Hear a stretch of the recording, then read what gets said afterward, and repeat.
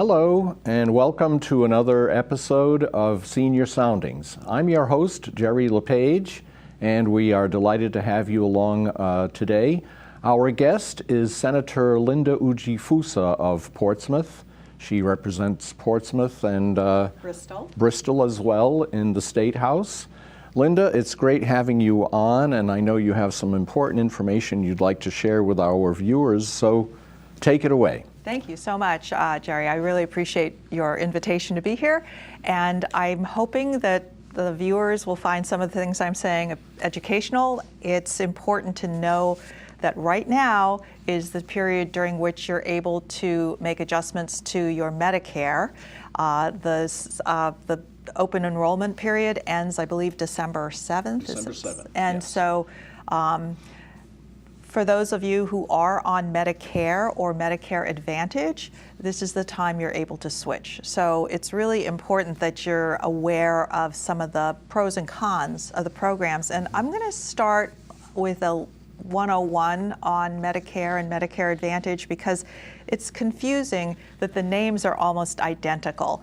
And frankly, I'm finding that Medicare Advantage should be renamed Medicare Disadvantage because there are problems with it that are quite serious. And it's been illustrated most starkly in Rhode Island because in July, about 20,000 Rhode Islanders who had the United Healthcare Medicare Advantage plan lost in-network access for non-emergency cases to the 4 major hospitals in Rhode Island. And those hospitals were Rhode Island Hospital, Miriam, Newport, and Hasbro.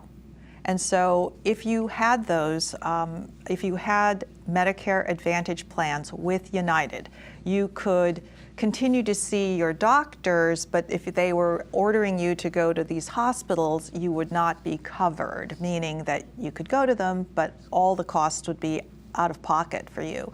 And that really disrupted care because what you would have are people who needed to have operations that were just about to get them, and then suddenly they had to be rescheduled elsewhere. And my husband is a primary care provider, Mark Ryan, and he's been an internist for decades, and he has had that problem with his patients. He's scrambling around trying to find them hospitals to go to and he's unfamiliar with them. So it's been quite disruptive. And I just want to clarify one thing. Some people thought that maybe United wasn't at fault in this, but I think that's not a fair characterization. United initiated this termination. Brown did not walk away. And I think Brown even offered to continue negotiations, but United declined. Mm-hmm. And so what is the problem with Medicare Advantage? Well, first of all, let's understand that at this point, you're being besieged by ads telling you how great it is, how you're a chump if you don't sign up for Medicare Advantage. Let's just start with 101. Like, what's the difference between Medicare Advantage plans and traditional Medicare? So, traditional Medicare was created in around 1964, and it is for seniors and certain other people with disabilities, but primarily seniors. And it had holes when it was created.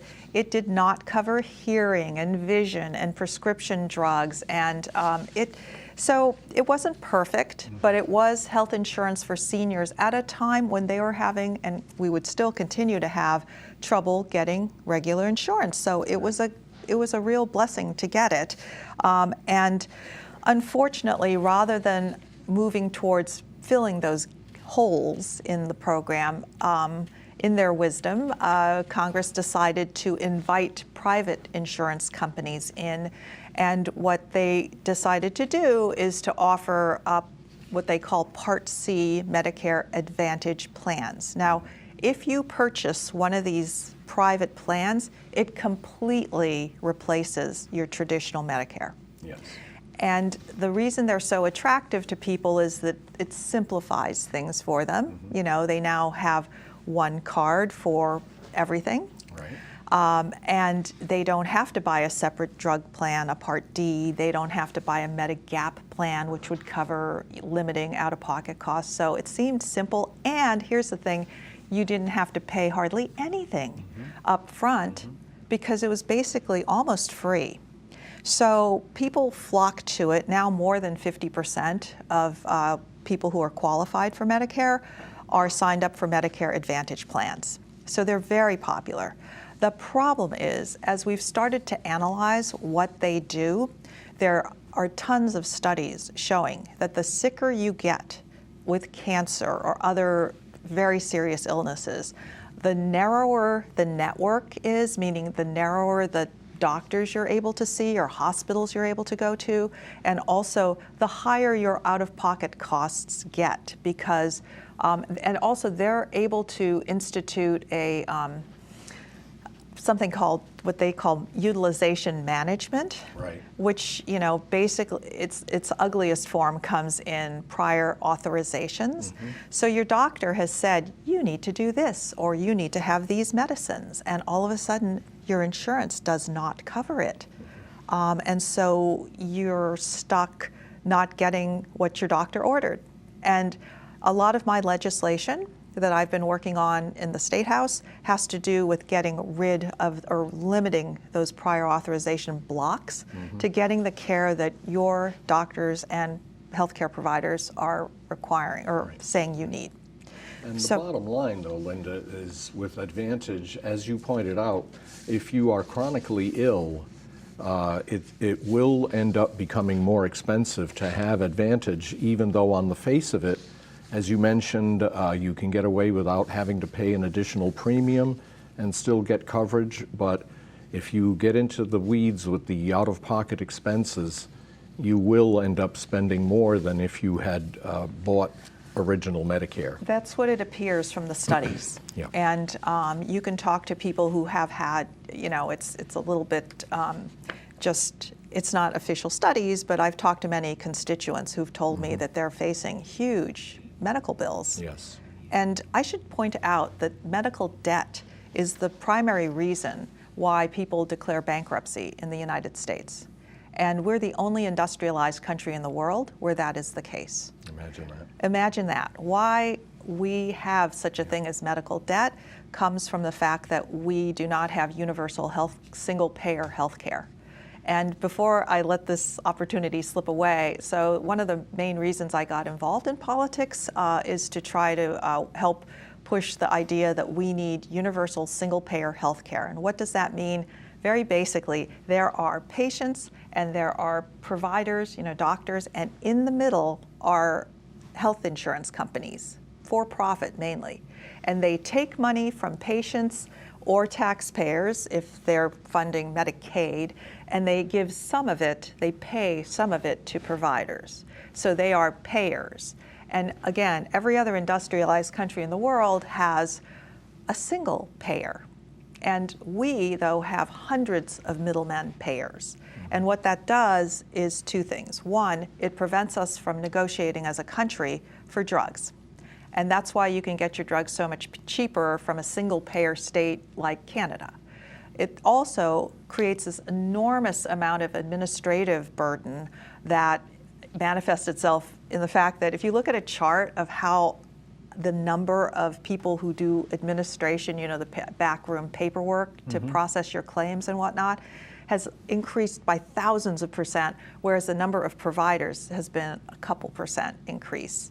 And I know my husband spends hours every day churning through paperwork, trying to get his patients coverage, drugs, whatever. And it is causing, not just with him, but there's a thing called moral injury that is a thing among care providers, and that is that you have to spend more time doing insurance paperwork than you do taking care of your patients. And you often have to prioritize things that don't have to do with taking care of your patients because the insurance company is telling you to prioritize, oh, get them this drug, even though it hasn't been working. It's called step therapy. That's a type of prior authorization where let's try this cheaper drug first. Let's do this. You have to go through steps before you can get what your doctor ordered, even though there's proof that what the doctor ordered would be the most effective. So again, this is the problem with Medicare Advantage, that once you step into having a private insurance company manage your health care, you're in trouble. And so I would say, if possible, try to, you have this very short window, and I wrote it down. If you want some advice about moving back into traditional Medicare, again, it will cost you a bit more today because you have to pay approximately $250 per person for the upfront premium. But you can call 1-800-884-8721. That is the number for the State Health Insurance Assistance Program, also known as SHIP or SHIAP. Or you can call your local senior centers, and they can help you find impartial people to advise you about the best steps for you to get coverage as a senior, either through, well, preferably through Medicare, or if you have to switch out of a less desirable Medicare Advantage plan, they could also advise you about that. So that's my pitch during this period of constant advertising to take a Medicare Advantage plan that maybe Joe Namath is requiring you to have, right? So yeah, don't listen to the celebrities, listen to impartial people who will give you sound advice about your Medicare coverage. So that was one topic. I think the other topic, since this is a seniors directed show, I wanted to discuss a little bit about what the bills I'm interested in right now. And two big issues have come up, I think, that you might not think affect seniors, but the first one is Medicaid. And some people get Medicaid and Medicare mixed up. They arose around the same time in '64, but Medicare was for older people and Medicaid was for poorer people. And so a lot of seniors might think, well, you know, why should I care about Medicaid? That's not my big thing. But in fact, about 1/3 of Rhode Islanders get some coverage under Medicaid. And most of the people who are in nursing homes get some sort of Medicaid payments. And so what's happening at the federal level is that there has been a lot of fighting about funding Medicaid, and the way it affects seniors is that I call it the big ugly bill, is potentially cutting Medicaid payments significantly, and the states, so that Medicaid is a program that is partially paid for by state funds, state taxes, and partially paid for by federal funds. And right now, the shutdown was all about trying to make sure that the federal Medicaid funding was not being cut. And one thing people don't realize is that Medicaid also includes Medicaid expansion products, which also have names like Obamacare and insurance policies you can get on the exchange. And so what that means is that if you ever had a child that became older than 27, let's say, or you're someone, so they're no longer covered under your insurance, or you have a job that doesn't give you health insurance, or you just, so those are the two major buckets of people.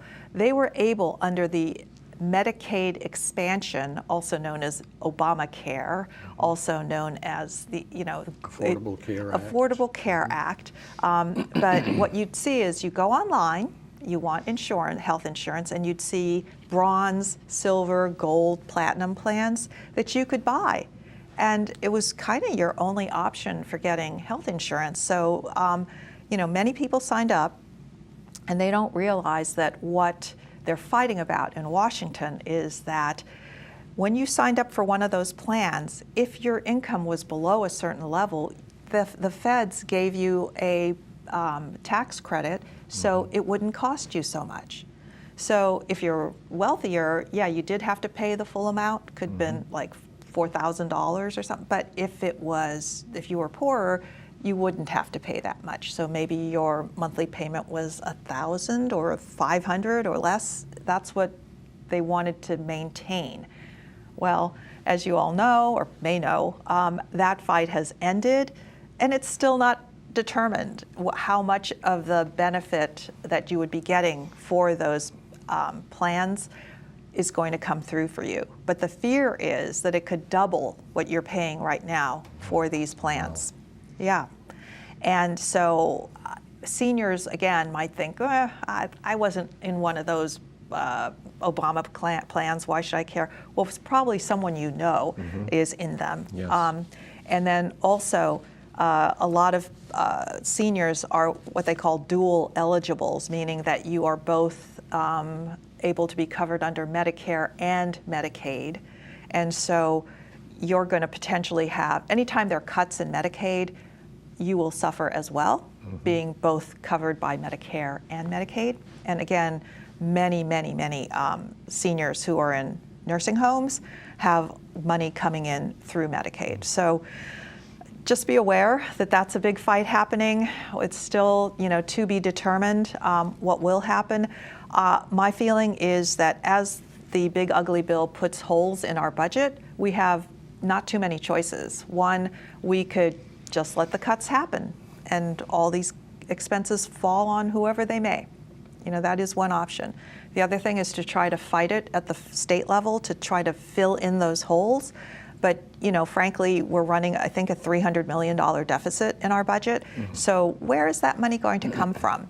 It either is going to come from other programs that need to be reduced, and there'll be a huge fight over that. Sure. Or you could say, let's raise taxes. Let's raise the revenue that we're getting in the state. And I've been pretty upfront. I do believe that we should be taxing the wealthier folks in Rhode Island more, especially because a lot of the federal cuts that are coming are being funded by tax breaks for the wealthy. So if you're going to see wealthy people get, and I'm not talking, we're talking people with tens of millions at a minimum, and billionaires. If you're going to see people getting those kind of tax cuts from the feds, why don't we reverse the tax cuts that we've given to the wealthy to help fill the gaps statewide? And we can argue about the numbers. I think many people feel they're at risk of being swept into this, tax the rich thing because we're pretending they're rich even though they're not. Believe me, if you sat down and looked at the numbers, probably, 5 to 10% would be really swept in, and it's not necessarily a cliff where suddenly you have to pay a ton of money. It is going to be graduated, I believe. We need to see what the details of the legislation will look like. I'm not a lead sponsor on that bill, but I would be a supporter of reversing the tax cuts on the wealthy that the feds are imposing by putting taxes on the wealthy in Rhode Island to pay for the cuts to our essential services. And so that is going to be an issue upcoming that will affect seniors, pretty big issue. Two other ways actually, that we could help fund healthcare for seniors that I've been pushing, and that is to go after the deep pockets, meaning who are people that are getting wealthy in our current system? It is the health insurance corporations and their subsidiaries. One of the biggest groups that health insurance companies are using are called Pharmacy Benefit Managers, PBMs. If you Google PBMs and Ujifusa, you'll find an article I wrote a few years ago describing who these folks are. I had no idea, but so what happens is that your insurance companies hire middlemen, hire contractors to manage your prescription benefits. And they used to just do simple things like take your prescription, make sure you got the drug, there was a flat fee, and they weren't very important. But all of a sudden, they've been elevated into this position of deciding which drugs are on the list of covered drugs for you. How much are we going to charge everybody for these drugs? So those tasks have started becoming so important that CVS, for example, was making more than 50% of their revenue from their PBM business. Is that sinking in? So it's a Wow. and the CVS Corporation, I think, was 6th or in the top, certainly in the top 10 of the Fortune 500 corporations with highest revenue. You know, so they're beating, I don't know, all the really giant corporations that you could imagine should be there by making their money off of being middlemen. And so, believe it or not, the chasing down these PBMs because they've been making such enormous profits started in Ohio, a Republican-led state. And what happened is they had an auditor general who started, the newspaper there said, hey, it looks like these middlemen are making a lot of money. The government started looking into it, and they found that their PBMs were taking hundreds of millions of dollars too much out of their Medicaid system for what they did. Wow. And they did it with things like spread pricing, which means that Medicaid, taxpayer money, went to the middlemen, PBMs. They were supposed to give it to the pharmacists to pay for your drugs, but instead they were keeping a big chunk of it. And so the difference between what they were being paid and what they were paying the pharmacists, that was called the spread. That spread was huge, and frankly, you know, violating Ohio laws, and they were brought to court, they settled, whatever. Ohio ended up hiring one PBM for the whole state. And so anyway, I was kind of inspired by that, started introducing bills that said, hey, can we try to do what Ohio and these other conservative states are doing to rein in PBMs? So a lot of my bills have to do with that as a means of lowering prescription costs, right? So going after the guys that got rich, that's another way of filling in holes and helping pay for our health care. And then the last way, which is kind of a new way, is to issue healthcare bonds. And people might wonder, what is a bond? Usually people think of, you've heard of road bonds and school bonds. They are to pay for infrastructure, right? So, and it's just like a mortgage is for you. Like maybe you have 30% of the money you need to buy your house. How do you get that other 70%? You get a mortgage, right? Well, a bond is just the state's way of getting kind of a mortgage to buy what they want. And so you need to fix the roads today. You only have this much money. Let's borrow the rest by asking for a bond, and usually a big bond like that that's backed by the government has to go before the public for a vote. Right. That's why you see it on a lot of your ballots. You have to approve this bond. Yes, that sounds like a good thing for us to do, because when we borrow money, as you know, you don't just pay back the exact amount. You have to pay interest. Right. So that's why we need approval for doing that. And so anyway, hospital bonds have not been a thing. And I don't know why. Well, they have been in one way, but not a good way in my mind. But if you look at what we do in this state, we do have a quasi-public authority that allows you to have bonds for schools and medical facilities. But they are not backed by the state. So what ends up happening is you help these healthcare facilities or schools borrow money, but they're ones that kind of can pay back without state help. So you're giving it to Lifespan and Brown, and you just have to understand you can't help distressed healthcare facilities. So Fatima and Roger Williams, the ones that they're threatening to close pretty soon, are having trouble getting that kind of bonding because they don't have any money.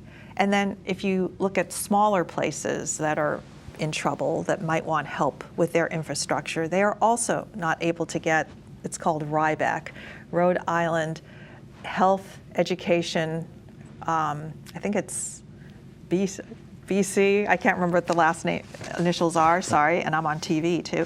But anyway, RIBEC loans don't help distressed facilities. So I'm just saying, what we should think about doing is having a bond, just like a road bond or a school bond, for healthcare facilities. And it's an expense for sure, but I think the need is as significant for hospitals right now, given that Fatima and Roger Williams are about to close. then is the need for roads and school buildings to have bonds. So I will be proposing we look into that right now. I don't think we can just have it happen instantly, but it would be nice to be able to think about putting that as a means of financing our failing healthcare facilities. And let's see, the other thing is I want to quickly say what bills I'm working on. So they fall into some major buckets. For seniors, I've been working on the bills that two that are specifically senior oriented. One is a property tax relief bill that helps folks with their rent or their taxes who are seniors and who elderly and disabled, actually, people who can get a slightly larger tax credit. I'm working on a bill for family caregivers to get a certain tax credit. Also, I'm trying to help with physical therapy copays. I know we all need physical therapy, right? And the insurance companies are trying to put the copays up as high as for specialty care. And I'm just asking that they lower it to where you have primary care copays. So $35 instead of $70. Right. And also, so there's the physical therapy folks. There's also something called artificial intelligence, right? AI. Believe it or not, insurance companies are using this to deny claims, and they're doing it to the point where you could have thousands of denials in seconds without any human intervention. And so my bill is saying you've got to have a human being review these documents. You can't just throw everybody into a bucket and say, yep, you're all denied. Because when they've looked, something like 80 to 90% of those AI denials were reversed on appeal. And so there's something wrong there. And so we're trying to make it tougher to use AI, or that's one of my bills, making it tougher to use AI to do claims denials. Let's see, also claim sharks. They're guys that charge guys. They're companies that helped veterans get their pension benefits, but they charged thousands of dollars. And there are free services to help veterans get their retirement, their pension benefits. And so we just passed this bill to try to make sure that the claim sharks are going to be qualified and that people know about their options more. So that's another one. And I guess happy to talk about electricity bills and internet, because those are other bills I'm working on that would affect seniors. So, well, we may have to have you come back to speak to us again because we're just about out of time, Linda. But thank you so much for your insights and all of the important information you've conveyed to our viewers today. And we hope you'll come again. Thank you. And thank you all for joining us here on Senior Soundings. Take care. Thank you.